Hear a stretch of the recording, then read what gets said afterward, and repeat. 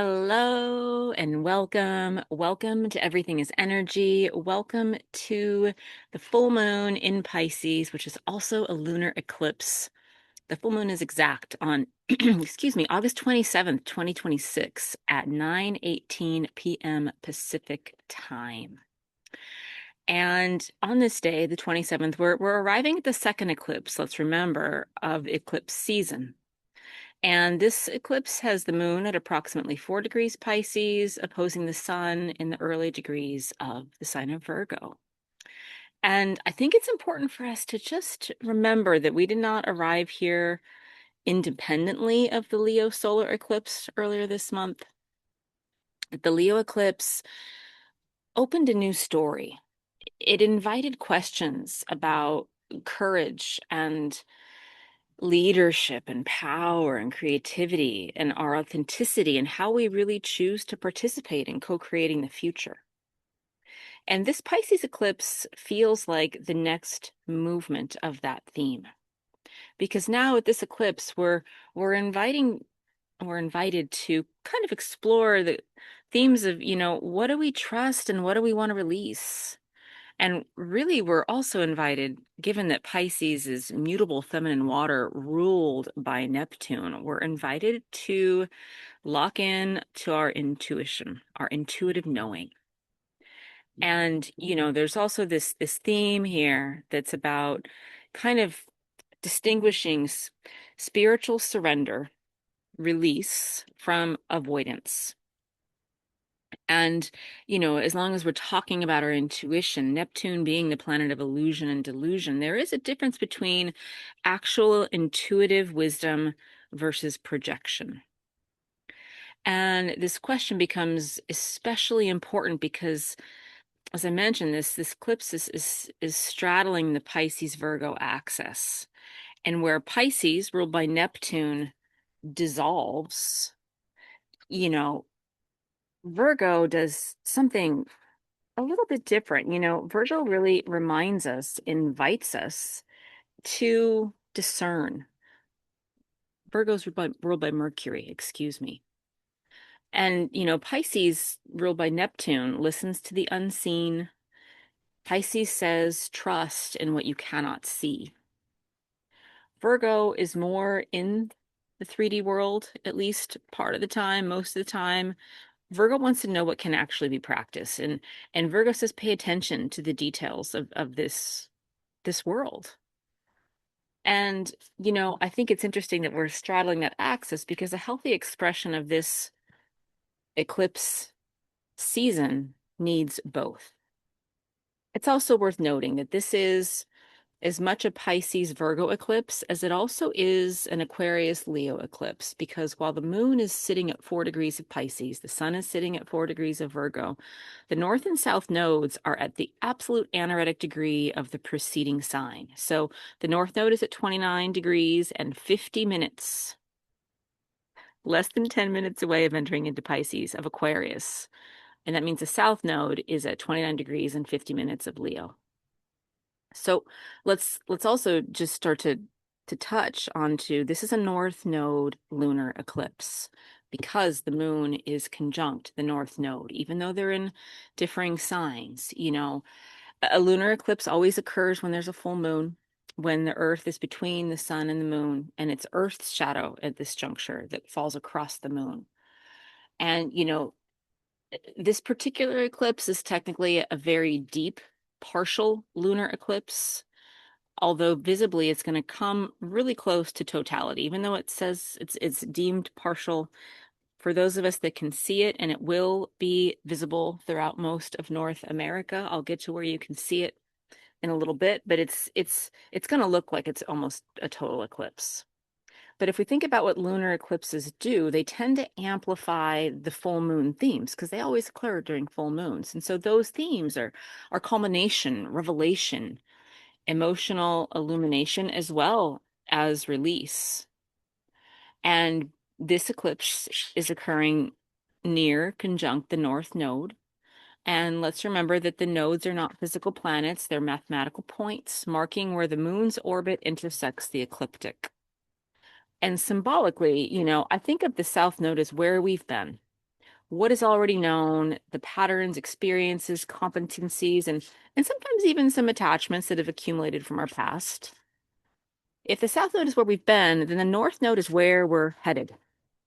The North Node points us toward our soul's purpose, towards our development, the collective development.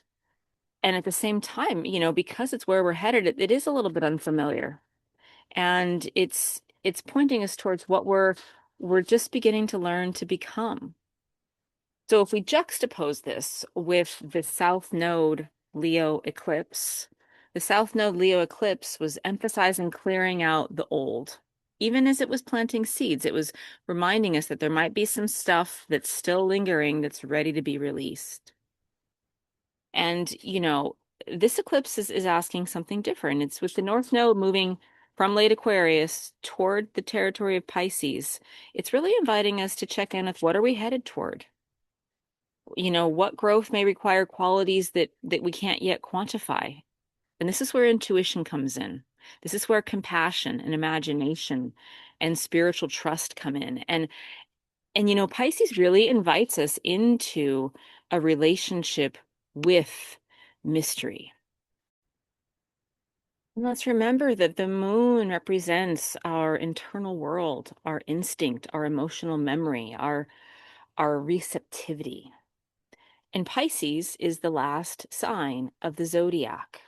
It's a it's a sign of wisdom and culmination for those who have been authentically seeking to work with what is present, with the energy that is flowing through their lives. And so, I guess regardless of how attentive we've all been to the energy flowing through our lives, Pisces really is carrying all that has come before it. So there's this kind of karmic aspect to it, but there's this potential for deep wisdom and this almost ancestral knowing. And let's remember, Pisces, ruled by Neptune, mutable feminine water, is associated with mysticism and compassion and dreams, as well as collective unconscious and surrender and creativity. And because of the Neptune energy, it's also associated with a dissolution of boundaries. So a Pisces moon can feel extraordinarily porous. We may become more sensitive to what is happening around us, not only intellectually, but also, energetically, somatically, psychologically. And with the North Node here, emotional sensitivity itself may be part of the evolutionary invitation. And so there's this invitation for us to really begin to listen to the energy that we perceive, not the loudest thing, not the thing that we've been taught is most important by somebody else. This is about your knowing, my knowing, our intuitive, energetic understanding. Let's remember the caveat at the top. There's a difference between intuition and projection. And we can talk about that in a little bit, but I think this is why, the energy of the moon in Pisces is absolutely complemented by the sun in Virgo.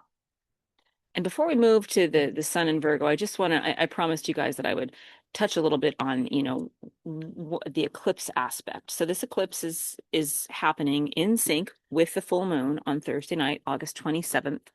It peaks in sync with the full moon around 9:15 in the evening Pacific time. But depending on, what time zone you're in, you can adjust. For Eastern time, it's going to be just after midnight on early Friday morning. But let's also remember that the eclipse isn't just happening at 1 minute in time. It's kicking off in the Pacific time zone just as the moon is rising around 7:30 in the evening. It's going to begin. It's going to peak in sync and exact with the full moon around 9:15, and then it's going to wrap up around 11 o'clock. And because it's a lunar eclipse, there's nothing special that you need to view it. It's just a chance for us to look up at the sky. And I mentioned it's going to be visible throughout North America. The West Coast viewers are going to see the eclipse already underway as the moon is rising. But it's a really wonderful time for an invitation for us to get outside and be able to literally experience these energies. So directly opposing this lunar eclipse, this moon in Virgo is this moon in, excuse me, Pisces is the sun in early Virgo. And the sun is very tightly conjunct Mercury. They are within less than a degree of each other. And the sun represents our consciousness, our vitality, our identity, our purposeful direction. And it's very much about who we are in this physical world. Mercury is about our communication, especially our 3D world communication. But it also, communication expands to encompass language and thought and vibration. And let's remember, as I mentioned, that Mercury rules Virgo. So Mercury is strong here in this chart for this eclipse and this full moon. So Virgo, as I mentioned, is absolutely about the details of this physical world. And, Virgo's reminding us, asking us what needs tending, what actually works, what is true. Where Pisces alternatively can perceive the whole field all at once in this Neptunian, subtle, energetic fashion, Virgo is about the details of this physical reality, and Virgo almost begins sorting the details. So this eclipse, it's got this really wonderful polarity or tension, as all full moons do. And an eclipse, a lunar eclipse, is an exclamation point times three to the energy of a full moon. And the question here is, can we remain open and receive intuitively and honor the mystery without abandoning our ability to discern or ask intelligent questions or become ungrounded? There's this upgrade I'm sensing in our ability to perceive energy and to really tap into what is real and what is true. It's also worth noting that the Sun-Mercury conjunction is also involving Regulus. They are conjunct Regulus, which is now located near the beginning of Virgo. It's at 0 degrees Virgo. And Regulus is the brightest star in the constellation of Leo. And historically, it's been called the heart of the lion.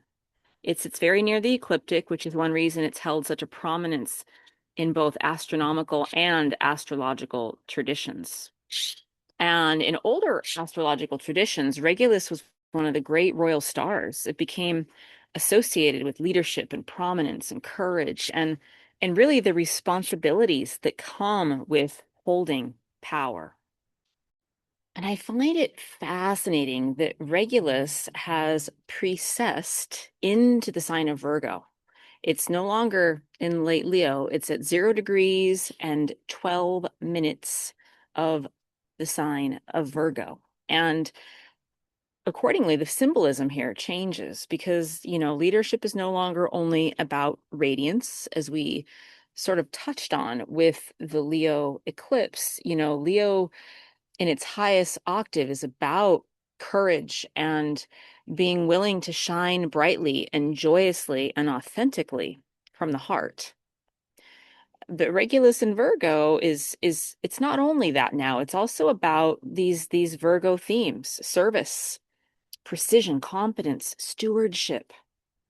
And I think this really beautifully continues that story that started with the Leo eclipse. Because perhaps the next expression of leadership is not look at me, but instead, how may I serve what is trying to emerge? And now I want to get to one of the most interesting structures in this chart for this eclipse. We have a yod, also called the finger of God or the finger of fate. A yod is formed when 2 points are at the base of a triangle. They're sextiling each other, and they both make quincunxes to a third point, the apex of the triangle. And while a yod is a triangle, it looks a little bit more like a birthday hat. It's a tall, pointy triangle. And, I would say that, you know, it represents energies that can communicate relatively easily at the base, and the tension comes through the top, the apex of that triangle. And in this chart, the apex is Sun conjunct Mercury and Regulus in Virgo. So we have, at the base of this triangle, Neptune and Pluto, we have at the apex an activation that involves this eclipse. So, all the outer planet energy at the base that's flowing, Pluto and Neptune, is being funneled toward a consciousness that is associated with the sun in Virgo. Discernment, communication. It's, sun's conjunct Mercury. And also, toward practical application. And I want to just also say I'm saying that the base of this triangle is Neptune and Pluto, that Neptune is in early Aries. It's right now at 3 degrees Aries, and it's really, representing the emergence of a new spiritual vision or imagination. And if Neptune, as I mentioned, dissolves boundaries, Aries initiates. And together, they're inviting, questions around our spiritual identity that's being birthed or rebirthed, or, you know, is there a vision that's coming through that's inviting us to vibrate differently? And, as I mentioned, Neptune can also represent illusion and delusion and projection in its lower vibrations. So this makes, its quincunx to the Sun and Mercury particularly significant because Mercury is talking about communication and vibration. And there's something about intuition here and inspiration that needs to be translated carefully. And, I would just say that not every intuitive hit is a prophecy or an instruction, and not every vision is needing to have action taken on it immediately.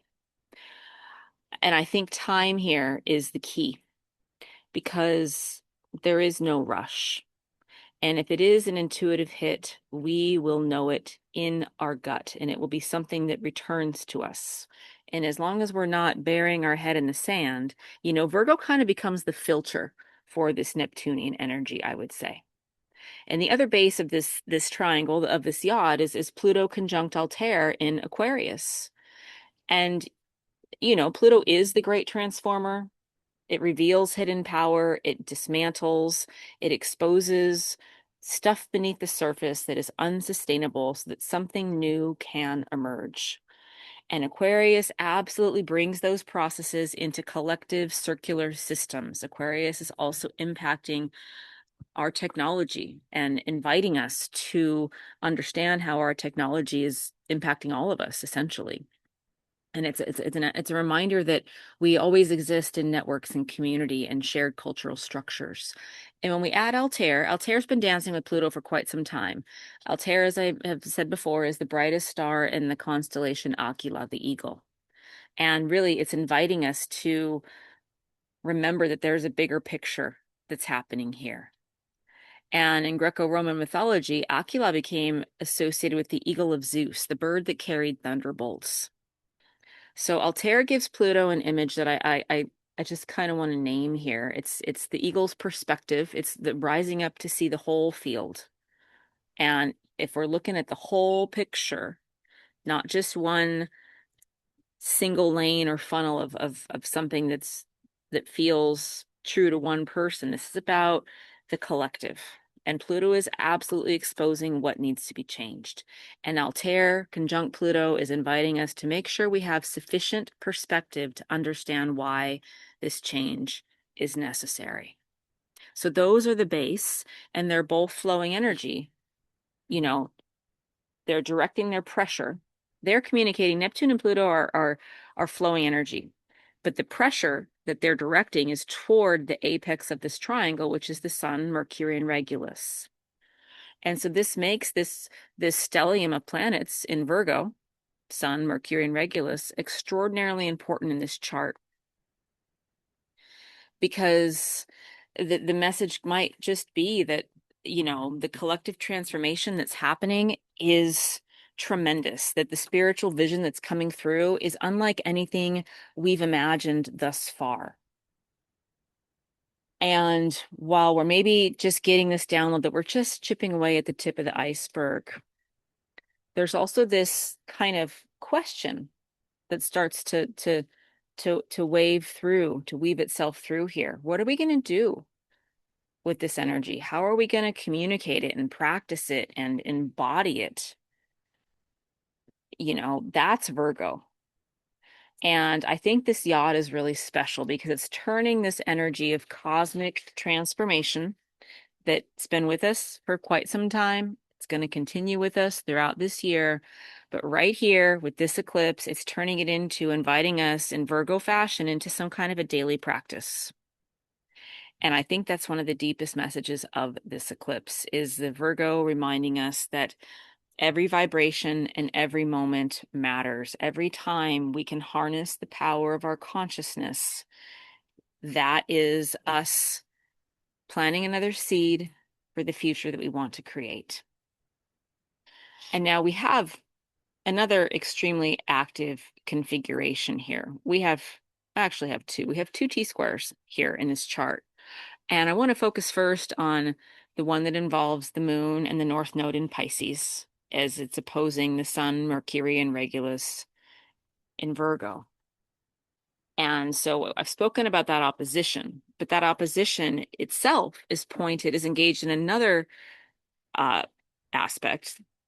They're both of these planets, the sun and the moon opposing each other, are squaring Uranus, which is still conjunct Sedna in the sign of Gemini. And that's what creates a T-square, an opposition and a square. And, let's also just kind of say that this is involving mutable energy in this T-square. And mutable energy in astrology is as it sounds. It's comfortable with movement. It's adaptable. It translates, it shifts with the energies, it's comfortable changing form. And, the apex of this T-square, again, where the pressure is directed, is Uranus and Sedna. And, I've spoken at length about Uranus and Sedna, but I just want to say that this immediately makes this T-square about awakening through new perception. And, Uranus reminds us that we are the high technology we seek. Uranus is the lightning bolt of change that disrupts our habitual consciousness. It liberates us by overturning stagnant patterns. And in Gemini, the sign of the twins, the sign that wants to know about everybody's perspective, it doesn't just want to sit with this comfortable clique of friends. It wants to go and talk to everybody and just is genuinely curious. So Gemini is doing this through our communication, through our learning, through how we organize information. And let's remember that Sedna adds a very important layer here. She's an Inuit goddess. And the recurring image is a young woman who undergoes a betrayal and a descent into the sea and ultimately becomes associated with all life forms of abundance of the ocean. And the Inuit people, their entire livelihood came from the ocean. So astrologically, Sedna symbolizes themes of deep memory and in kind of a Plutonian fashion, there's this composting of heavy energy into fertile ground for new seeds. There's this sense of ecological consciousness as well with Sedna, and this wisdom arising from places that maybe consciousness has uh, avoided or shoved underground. So Uranus with Sedna here in this T-square is about awakening what's been buried. And because this is at the apex of this T-square that absolutely involves this eclipse, this means that this eclipse very well might catalyze shifts in perception very rapidly. Uranus is involved here. So new information, new realizations, and perhaps information that it really invites us to rethink things that we thought we knew. And we have a second T-square here in this chart. And this one it feels much more embodied and relational. This is about Venus and Saturn and Mars conjunct Sirius.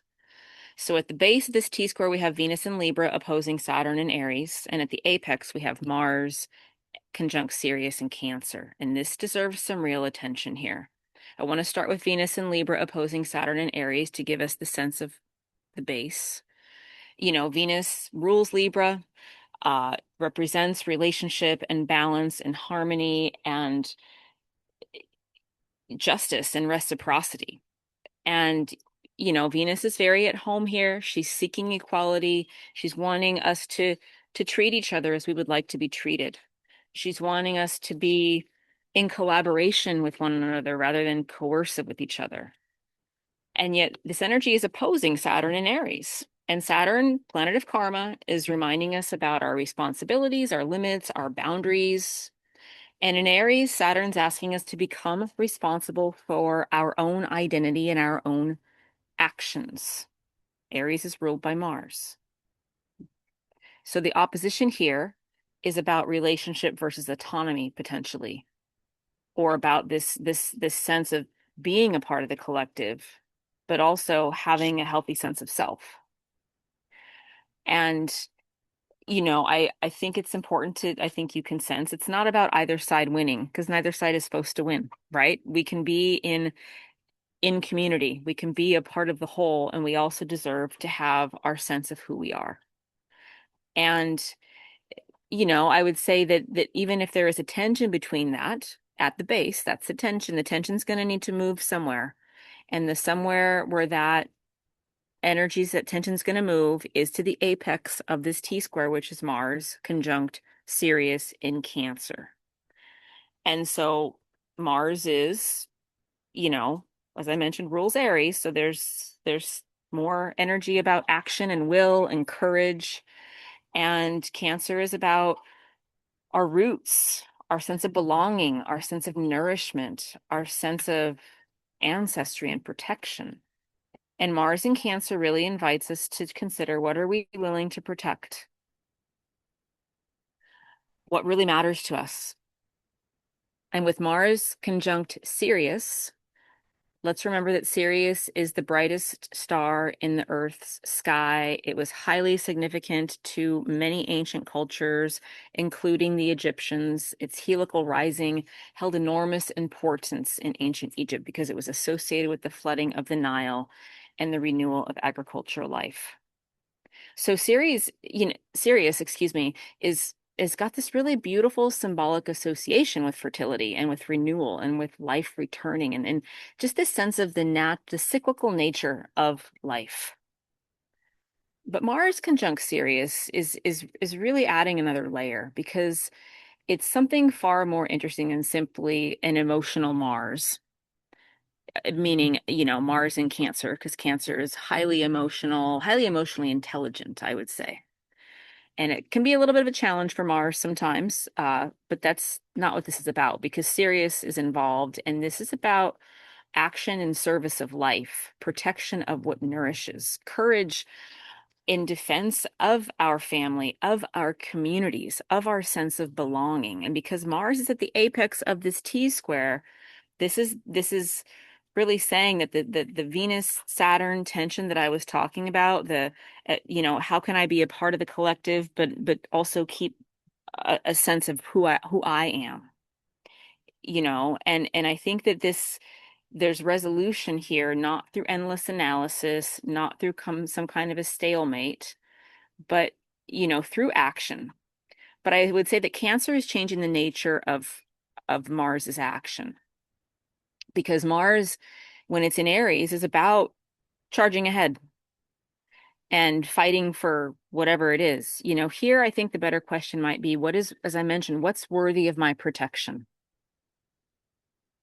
And I think that could become one of the signature questions of this lunation. What's worthy of my protection? And I want to shift gears here a little bit and talk about another fascinating pairing here. We have Jupiter at 12 degrees of Leo conjunct Varuna. And I feel like let's just pause for Varuna. Varuna is a trans-Neptunian object. named for one of the great deities of the Vedic tradition. And in early Vedic material, Varuna was associated with Rata, which was cosmic order, truth, and the laws that sustain the universe. And, later traditions in the Vedic tradition also associate Varuna with the waters and with the ocean. But, Varuna is kind of an extraordinarily interesting addition to this eclipse because let's remember this chart is dominated in part by Pisces and Virgo energy. Luna is in Pisces, Sun is in Virgo. And now I've just spent a lot of time talking about how the T square that feels fairly charged has Cancer energy, right?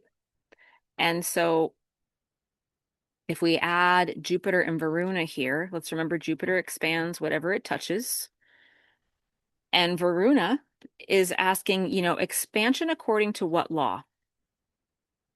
And they're in Leo. So Jupiter in Leo wants confidence and creativity and generosity and meaningful leadership. And Varuna adds to that meaningful leadership by introducing this sense of ethics. How do we expand with with staying in harmony with the larger cosmic laws of reciprocity? And also, how do we lead while remaining accountable to something larger than ourselves? Just because we're leading doesn't mean it's a carte blanche. There's this sense of being able to embody and call in our power. And then here's where everything harmonizes, right? And be of service to the collective. So it's leadership without leaving morality. We also have Jupiter opposing Pluto in this chart. So Jupiter conjunct Varuna in Leo is opposing Pluto and Altair in Aquarius. And this is revisiting one of our recurring 2026 themes, individual leadership versus collective power. We're still on the same theme. In some sense, it's Leo versus Aquarius. Jupiter is saying in Leo, expand the self. Pluto in Aquarius is saying transform the system. Neither of them win. Neither of them alone is sufficient for what we're moving through. And if we really consider that everything that is unfolding is a part of a bigger picture and somehow, some way, potentially beyond our ability to understand it in this current moment of time, it is all unfolding in perfect time. And, if we're really seeking expansion and growth, Pluto in Aquarius is reminding that, we need to pay attention to the collective, but also, we can't have a collective system that erases individual creativity because that's oppressive in itself. So this opposition here between Jupiter and Pluto is really inviting a new relationship between these themes. And I think the relationship it's not polarized. It's not either or, that we can have one foot in one energetic and another foot in another energetic, and we can honor both. Absolutely. Now, Jupiter is also active in this chart because it's trining both Saturn at 13 degrees of Aries and Neptune at 3 degrees of Aries. These are two separate trines. And, I would say that the contact with Neptune is considerably broader than Saturn. Jupiter and Saturn together are one of astrology's great balancing pairs, right? Jupiter expands, Saturn contracts. Jupiter, you know, helps us open our arms and look up to the vast possibility, and Saturn really wants to create structure and to ground it down into this physical world. And so Jupiter trine Saturn suggests that growth can absolutely become sustainable. A trine is a flow of energy. But when we consider Jupiter's relationship with Neptune, this adds imagination and inspiration and just these spiritual ideals. And I think it's giving us an important counterweight to some of the harder configurations that I discussed, those T squares and the yod. Not that those are hard configurations, but they're definitely charged. And so I would say that this eclipse, there's the potential to disrupt. If there's tension moving toward a point, and I talked about three different triangles with the energy, the apex moving toward a theme, right? And, eclipses can absolutely and often do lift us up and out of linear time and space. There's a disruption there. But as much as there is a disruption, there's a pathway of integration. And that brings me to the configuration that we've been tracking together throughout this year, the minor triangle between Pluto in Aquarius, Uranus in Gemini, and Neptune in Aries. And this triangle continues to act like the background architecture of 2026.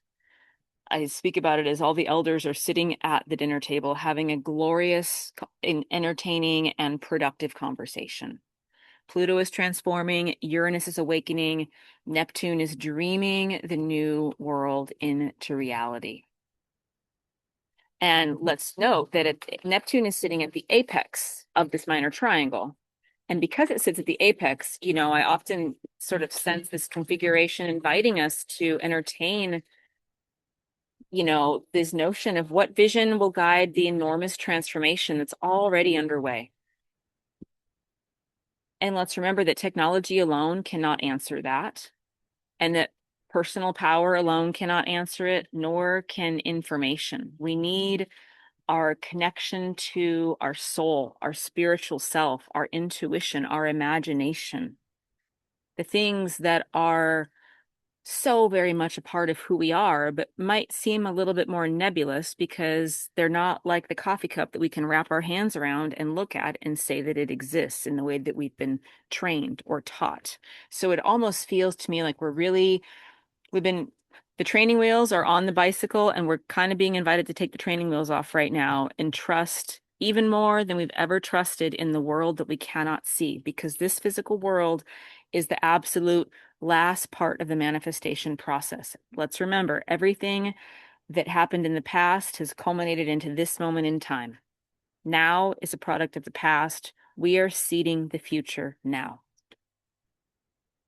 So I kind of want to step back and just look at the big picture of this chart, because I see three kind of movements here. We have the Pisces eclipse that sort of opens our perception. It invites us to trust in the unseen and to move toward trusting our intuition and our imagination.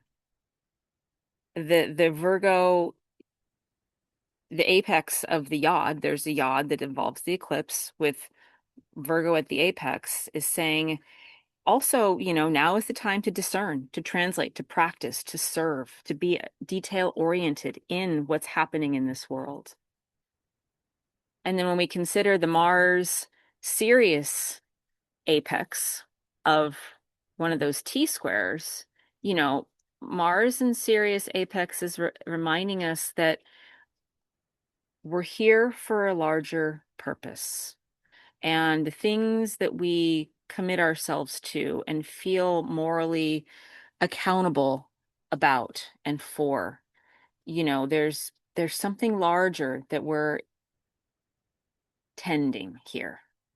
And maybe it's collective consciousness, maybe it's seeding the future. I don't think we need to have one name.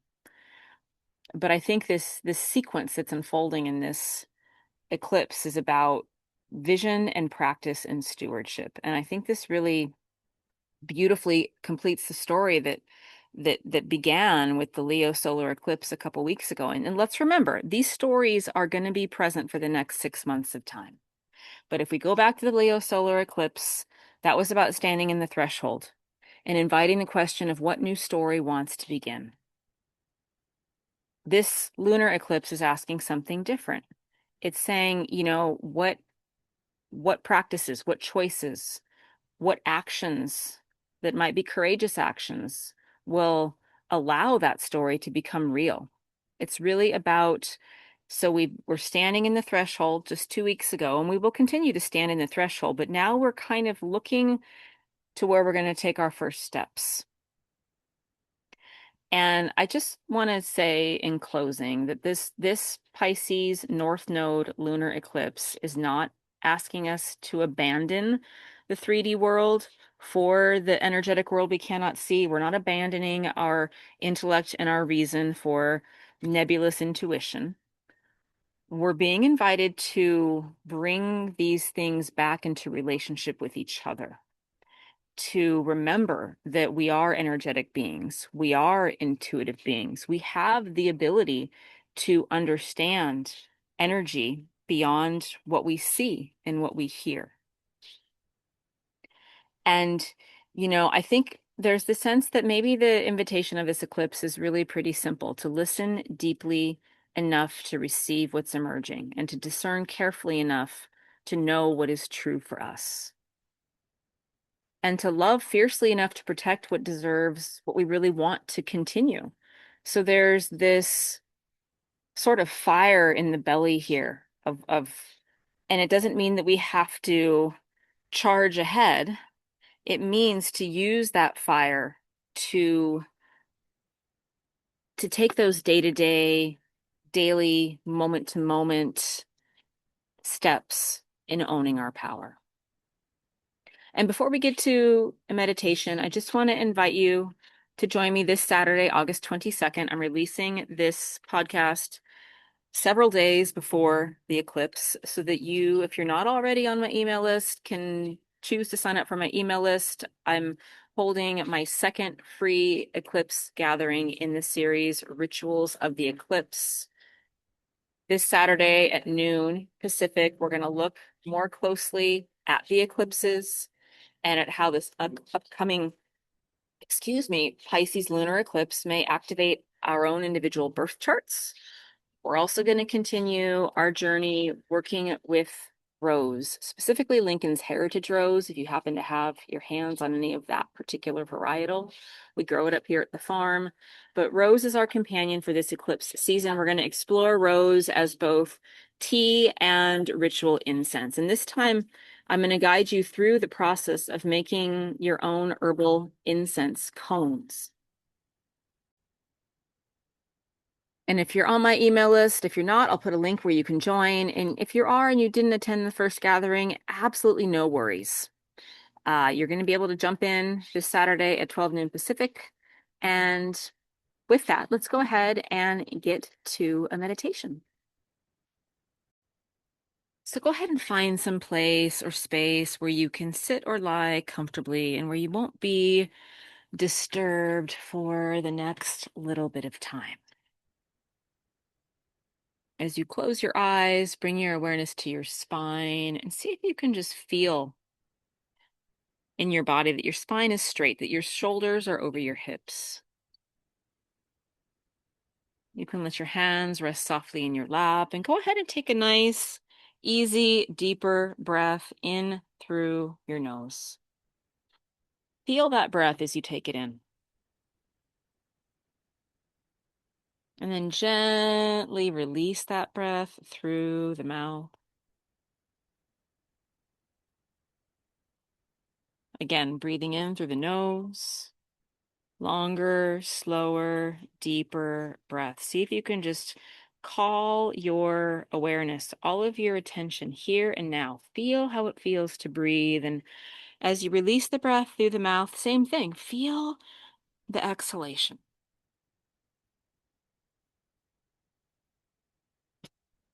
One more time, breathing in and just inviting yourself to arrive fully in this moment. And breathing out. And then just letting the breath naturally settle into a flow. Bring your awareness next into your physical body and feel that your physical body is supported by the chair or the floor beneath you. Feel that support. And then extend your awareness further down beneath you into the soil that exists. However far down it is beneath you, there is a space and a place where there is earth beneath your body. And imagine roots extending downward from your body, from your feet or from the base of your spine, through the floor beneath you, into the soil, into the earth directly beneath you. And just imagine and allow those roots to begin to move deeper and wider into the earth.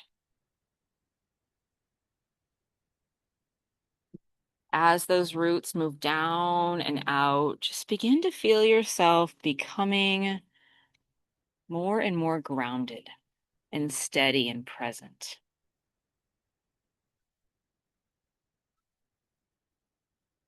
And go ahead and take another breath, just a gentle breath in through your nose. And as you exhale, let the exhalation begin to be a release, letting go of any tension, letting go of any distractions.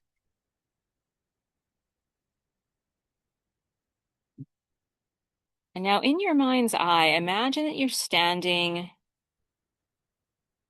before a doorway, a threshold of sorts. You may see an actual doorway. Maybe it's a garden gate or just an opening between two old growth trees. Maybe it's also just a passage of light. Just notice as you're entertaining this threshold, this doorway, just let whatever image come to mind that feels natural to you. And this doorway, this threshold, represents the threshold we entered at the Leo solar eclipse earlier, just a couple weeks ago this month. And as we stepped into that or began to perceive that doorway or threshold, it was the beginning of a new eclipse season. It was the beginning of a new story. And now here we are at this second eclipse. And we're still standing within that threshold. Imagine yourself standing within those two trees or within the columns of light or in that doorway. And as you're standing there, you're neither completely in the world behind you, nor are you completely in the world that's ahead of you. You're just simply here, in this space between, in this present moment, in this threshold moment. And before focusing or moving forward, imagine that you're gently turning your attention toward, as you're standing in this doorway, this threshold, allow yourself to turn your attention toward what lies behind you. You don't need to return there, but simply look and begin to notice and appreciate the road that you have traveled. Maybe you see experiences from the past several months or the past year, or maybe it's something much older. Just notice what you've carried to this doorway, the choices you've made, the relationships that have shaped you, the things, the wisdom that you've learned. And don't judge any of it. Still just witness it. Maybe there's something as you're looking back that you can see a little bit differently now from this threshold moment. Maybe it's something that seemed a little bit confusing, that makes a little bit more sense now. Maybe it's something that felt really challenging, but now you can see how it was the perfect medicine. Maybe it's something that you really felt like you needed at one point in time, but now you realize you're not needing to carry it forward. And as you look back while standing in this threshold, see if you can really feel within you, honor the road that brought you here. Look back with appreciation on where you've been. And also as you look back in sync with the Leo solar eclipse a couple weeks ago, is there anything that you want to release that has completed its work?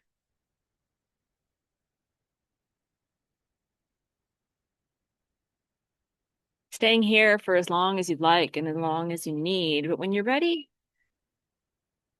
gently imagine that you're turning toward where you're headed. You're shifting your gaze from where you've been, and you're standing within this threshold, and now you're beginning to look through the threshold to the road ahead.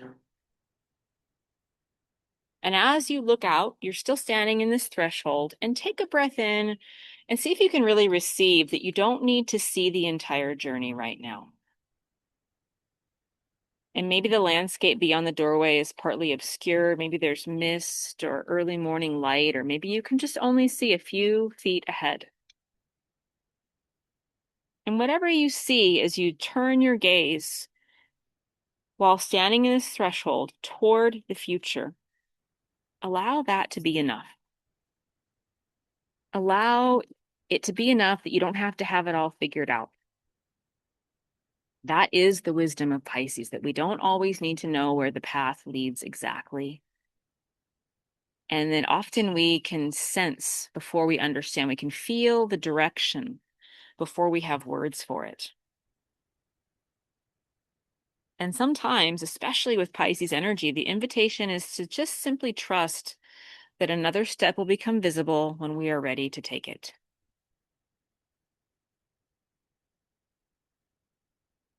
And now go ahead and bring your awareness to your heart center. Maybe even place one or both of your palms there if you'd like.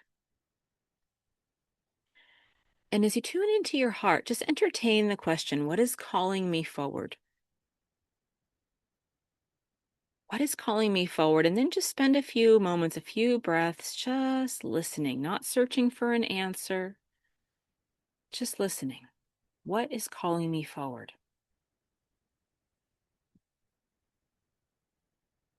And maybe you receive an image or a feeling, or maybe nothing at all. Just entertain and start to entertain this question. What is calling me forward? And see if you can call on your heart to help you find that answer.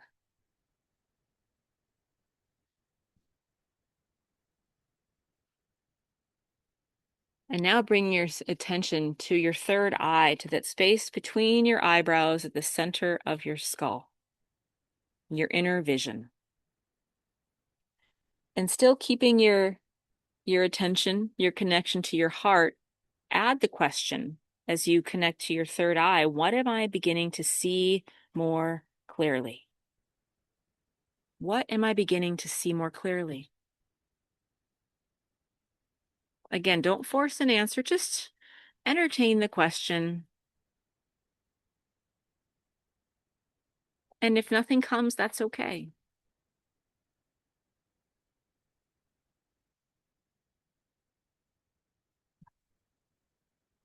And this is inviting and embracing the energy of the lunar eclipse, the energy of Pisces. Pisces senses possibility. But let's also now allow the energy of Virgo to join in. And Virgo is asking a slightly different set of questions. What can I actually do? What is one small step that maybe you can take towards something that is calling you? Not even what you're going to do in the next week, but just one step.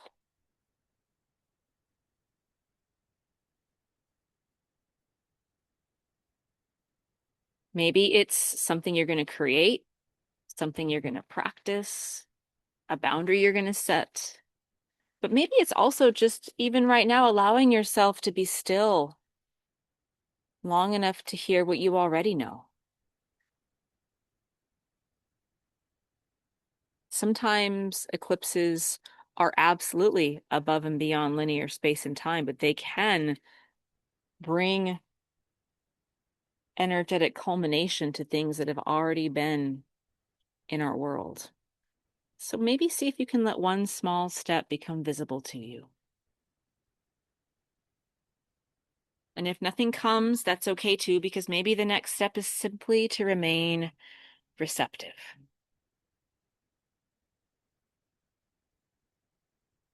And now imagine yourself standing directly inside this threshold, this doorway. If it's an actual physical doorway or a garden gate or columns of light or some kind of a stone or tree structure. As you're directly inside this threshold, see if you can really feel that everything behind you is precisely what brought you here to this moment in time. And everything ahead of you is everything that has not yet been written. And here you are with this lunar eclipse in this moment of time, standing between those worlds. And I want to invite you to take a slow, deep, intentional breath in through your nose. And as you breathe in, simultaneously feel the earth beneath your feet and the sky and the stars and maybe even the moon above you. And breathe out. Let that exhale be a release of anything known or unknown that's ready to go. Breathe in again and feel yourself simultaneously deeply rooted and open to the cosmos. And feel your heart in the middle. Feel you as the conscious connector between those two realms. And exhale.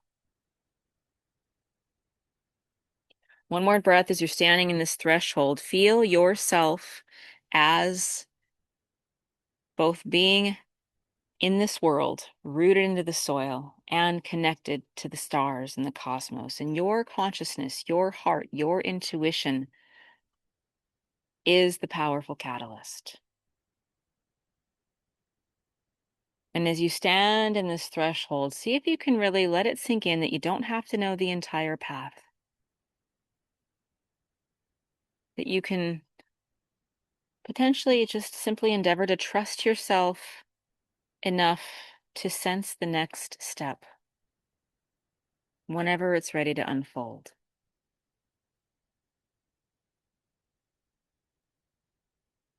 And maybe right now, if you're ready, you can imagine lifting one foot slowly and intentionally and placing it across the threshold.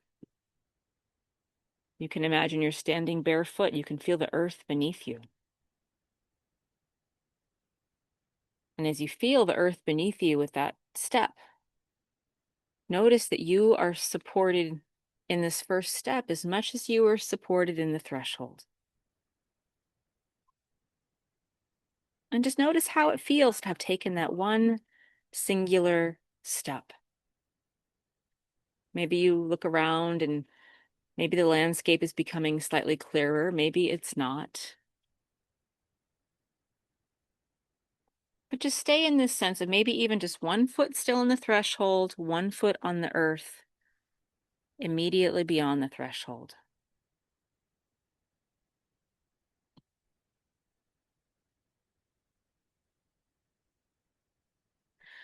And as you're standing with one foot into this new world, imagine you're looking forward toward the horizon, and maybe it's very quite possible that you can't quite see the details out there, but you can sense the energy. You can sense that there's something you're moving toward. And as you just kind of allow yourself to be with this energetic sense of what's true and what's real without needing to discern every single detail yet, see if you can spend a few moments feeling the difference between knowing exactly what will happen versus knowing the direction that you wish to walk. And we're focusing on the latter part here, sensing the energy and trusting the energy. That maybe we don't need to have every single detail worked out right now. Maybe what we're supposed to be doing is connecting to the rhythms that are moving within us and around us. And maybe part of the medicine of this eclipse is the stillness, is the wisdom that speaks when we're still enough to hear it.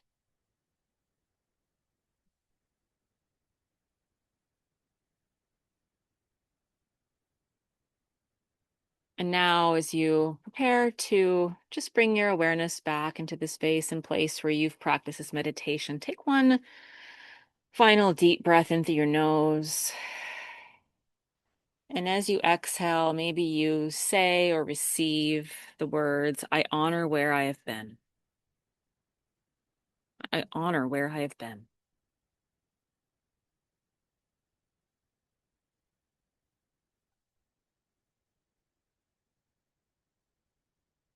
Taking another breath. As you exhale, you can say or receive, I welcome what is becoming.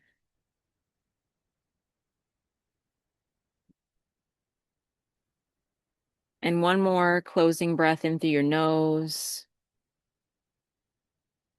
As you exhale, say or receive, I trust myself to take the next true step.